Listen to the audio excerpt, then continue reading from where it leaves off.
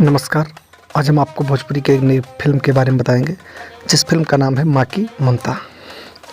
इसका star cast में है स्मृति सिन्हा, अंशुमान सिंह राजपूत, सोनिया मिश्रा, निशा सिंह, स्वीटी सिंह राजपूत, अयाज खान और अन्य कलाकार। चाइल्ड आर्टिस्ट में हैं सौर्य पाठक, दीक्षा मिश्रा, सृष्टि मिश्रा और स्वास्तिका राय। ये काफ़ी अच्छी फिल्म होने वाली है। एंटरटेनमेंट रंगीला यूट्यूब चैनल पर इसका ट्रेलर आया है। प्रोड्यूसर हैं विनय सिंह, डायरेक्टर हैं राजकिशोर प्रसाद राजू।